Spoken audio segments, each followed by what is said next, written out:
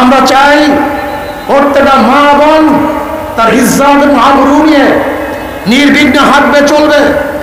তাদের উপরে কেউ টিজিং করবে না, অত্যাচার করবে না, অবিচার করবে না, ধর্ষণ করবে না, তাদের চেহারার উপরে কেউ অ্যাসিড নিক্ষেপ করবে না, আমাদের মা বোনদেরকে ধর্ষণ করে কেউ হত্যা করতে পারবে না, আমার গরিবের উপরে কেউ জুলুম করতে পারবে না, আমার শ্রমিকের বুকের উপরে কেউ গুলি চালাতে পারবে না।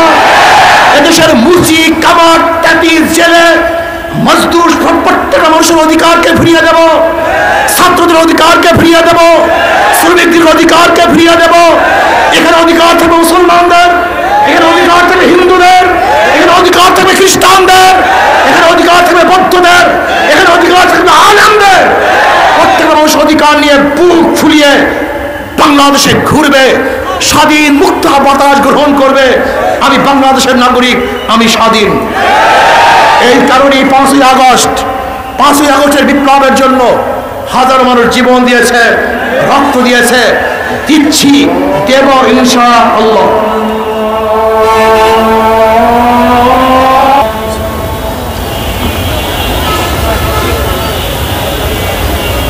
যাকে বলতেছিলাম, এই বাংলাদেশের অধিকার পাওয়ার জন্য বারবার মানুষ রক্ত দিয়েছে।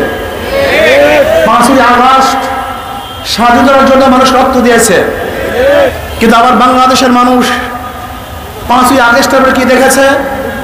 লুটপাট, দখলদারি, চাঁদাবাজি, জুলুম, খুন খারাপি।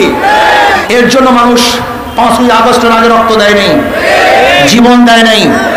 আমরা স্পষ্ট বলতে চাই, মাদার গাছ লাগিয়ে আমের আশা করা যায় না। নীতিভ্রষ্ট, নীতিহীন মানুষের মাধ্যমে দেশকেও নীতিওয়ালা, আদর্শবান করা যায় না। কাজে আসুন, হাজারো ভালো মানুষগুলি আছেন যারা নোংরা, নষ্ট, পচা, গান্দা রাজনীতির কারণে যারা রাজনীতি অংশগ্রহণ করছেন না, আমি ওই সমস্ত ভাইদেরকে বলবো, আপনাদের মতো ভালো মানুষ রাজনীতি না আসার কারণেই এখানে গুন্ডা, বদমাশ, ডাকাত, লুচ্চা এবং ডাকাতরা এখানে অংশগ্রহণ করেছে। যদি আপনারা অংশগ্রহণ করেন, যেখানে যে ভালো মানুষগুলি আছেন, ঘরের মধ্যে, মসজিদের কর্নারে, ওই প্রতিষ্ঠানের মধ্যে বসে বসে আল্লাহর নাম জপছেন, আমি মনে করি আপনি একা কেন আল্লাহর নাম জপবেন? আপনার মাধ্যমে হাজারো মানুষ আল্লাহর নাম জপুক, এইটি আমরা চাই। আসলে ইসলামী আন্দোলন পতাকা তোলে। আমরা চাই হিরোগুলি কোথায়, মানিকগুলি কোথায়? আর নাসু মাআদিনু কামাদিনি যাহাব আল ফিদ্দা খায়ারুন ফিল জাহিলিয়াত খায়ারুন ফিল ইসলাম ইজা ফাকিহু।